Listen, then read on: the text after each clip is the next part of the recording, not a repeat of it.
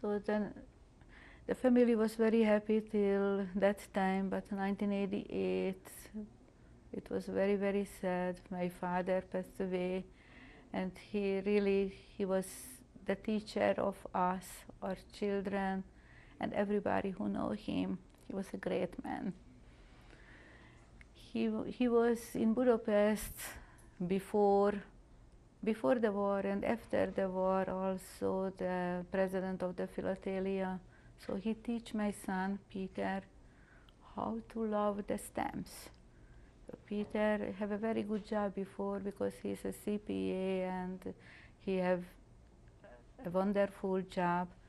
But in that side, he's always was love with the stamps, because he was 6 years old when Grandpa bought for him the first album, the first collection. So he left his job and he went for himself. He became the stamp, not just collector, but a dealer, and the whole life it was really the stamps. He has a nice office in his house, and he went every 2 months. He have the beautiful show in Madison Square Garden, in Washington, and different places. He loved the stamps. Then Judy got married. So 10 years ago, and a half a year later, 6 months later, Gary got married. On Judy's wedding, Gary announced his engagement, and a half a year later, he got married. And Judy moved on to Florida, that time in Pompano Beach, where a year later, Jeremy was born, my third grandchild. And we was talking about maybe it's going to be better for us to move down to Florida, and because Gary moved also here. So Gary after Jeremy was born, a half a year later, almost a year later, he has a little girl, Rachel. And we was thinking about seriously to moving down. So anyway, we sold the house and we came down a couple times to look around. And I loved Florida. I said it's gonna be nice when we retired here, close to the children. But it hurts me because Peter was in New Jersey and I'm gonna miss him. What's gonna happen now? But Michael said we're gonna go to visit very often to New Jersey. And we did. The following year, he got sick. He got cancer. This is your son, Peter. Peter. And we went to New Jersey very often because we helped for him in the stamp business. Every 2 months we was in New Jersey. And 5 years, he was very brave. He got chemotherapy, he got surgery. And 5 years he suffered a lot, but he was with us till last year. Last year, October, just a year ago, he passed away. That was and it is the biggest tragedy in our life. In the concentration camp, I was young, I was hopeful, I look at the future. Now, I'm still looking at the future because, thank God, I have 7 grandchildren, and I'm looking in their eyes, and in their happiness is make me happy.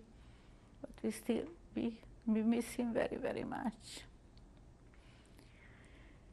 But I'm not gonna give up, and till God lets me to life, I'm gonna try to live the full life. help wherever they need help. I'm glad we are making this tape, that history, because still we are here, the Holocaust survivors.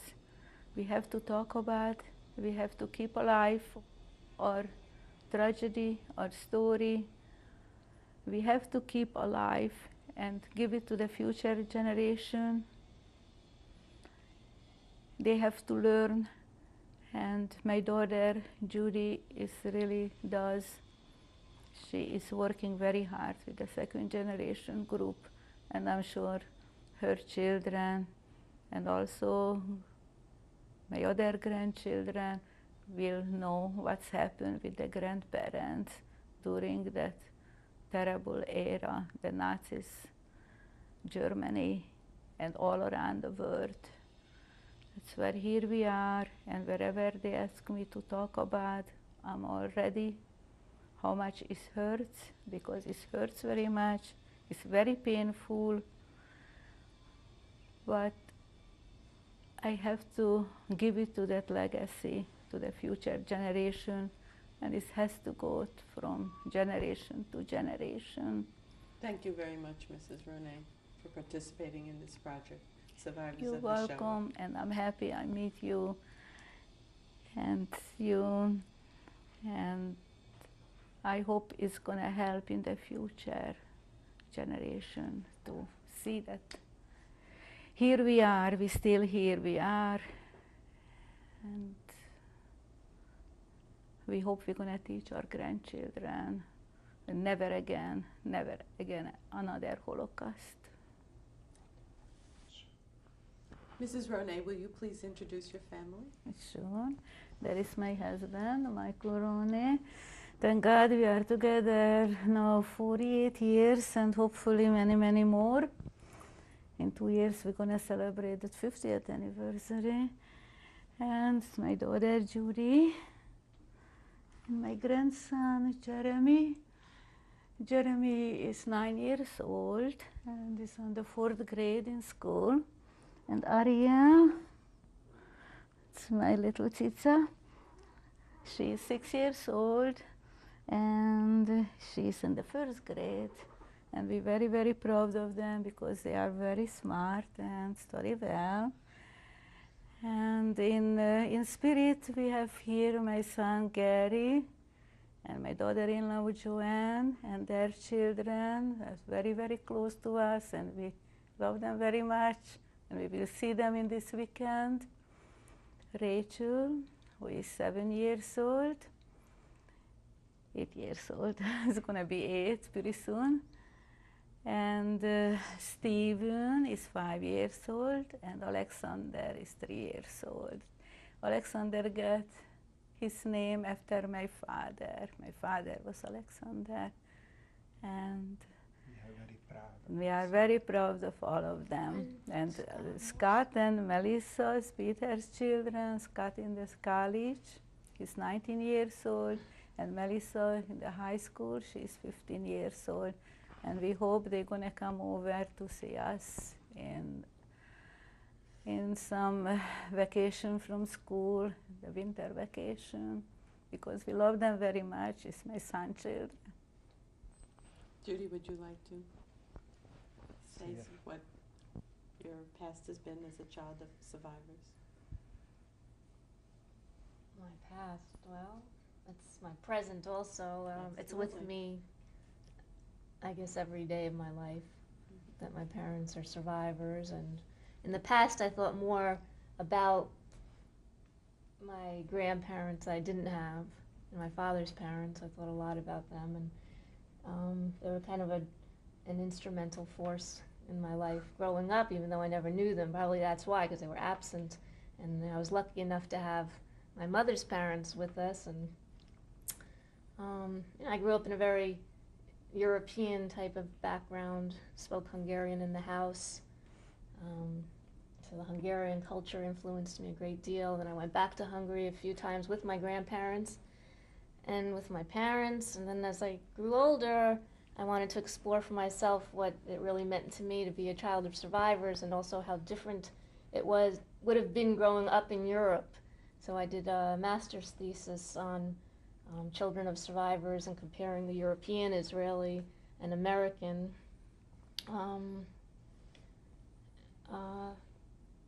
The differences I found were great, because growing up in the shadow of the Holocaust in Europe, they were, I think, even more influenced than I was, and my contemporaries.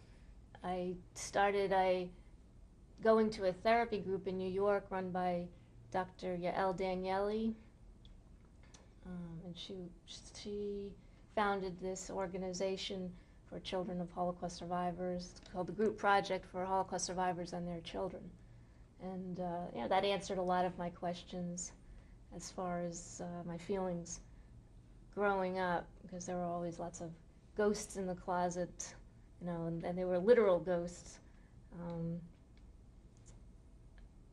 And now I'm still involved, but I guess not as much, because I'm more involved in raising my children and passing on the legacy, but trying not to do it in, I guess, a very scary way.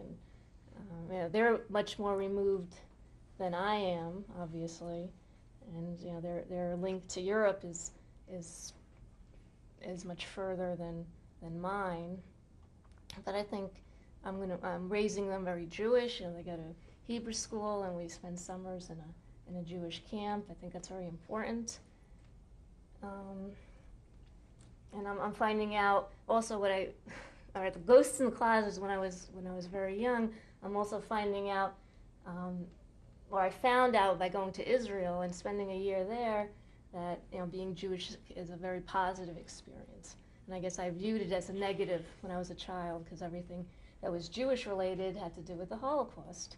All my parents' friends and the community that I grew up in was all Holocaust related, and being Jewish meant persecution. So when I went to Israel, I discovered that being Jewish is also a very positive, enriching experience. And I want to pass that good stuff on to my children. I think they're learning that being Jewish can be a lot of fun. And thank you very much. Thank you. Thank you. That's one more thing I would like to put in.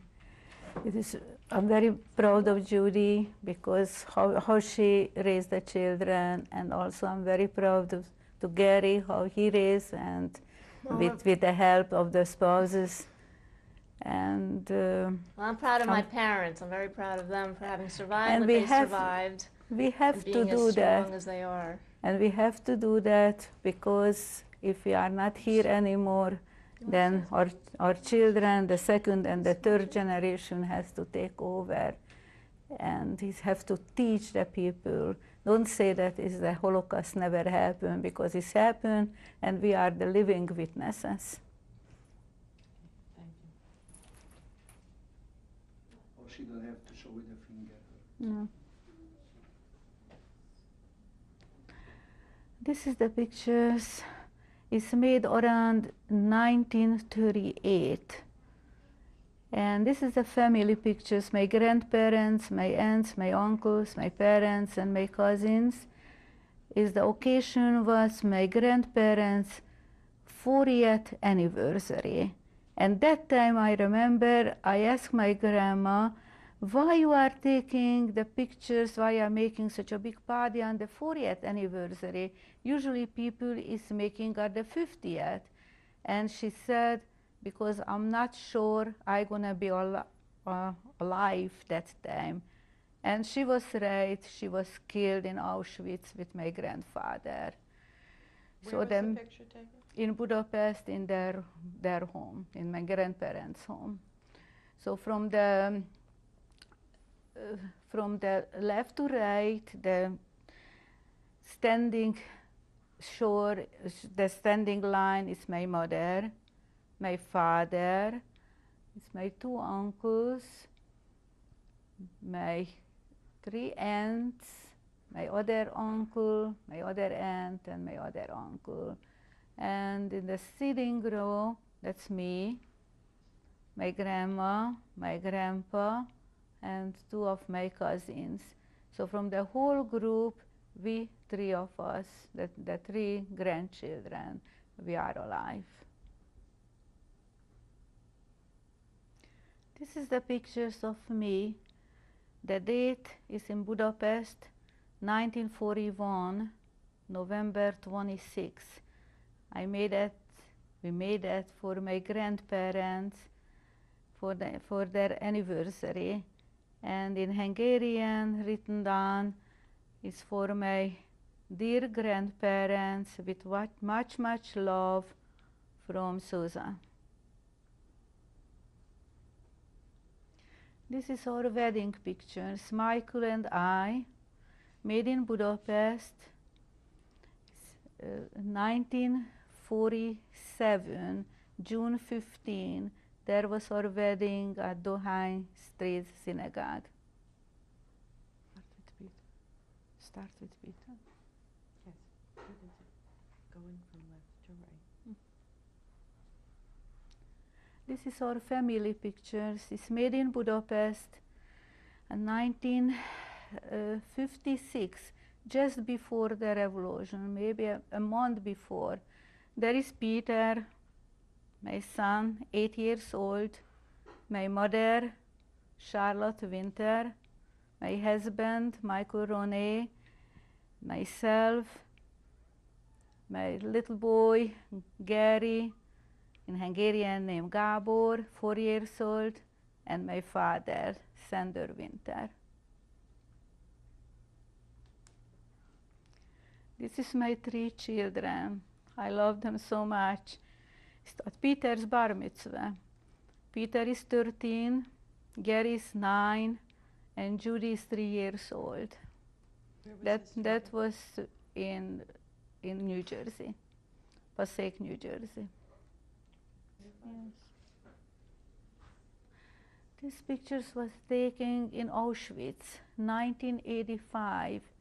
My daughter, Judy Ronay, is a photo reporter. She went to Europe, to the former concentration camp, and we went to Budapest together, and from there to Auschwitz.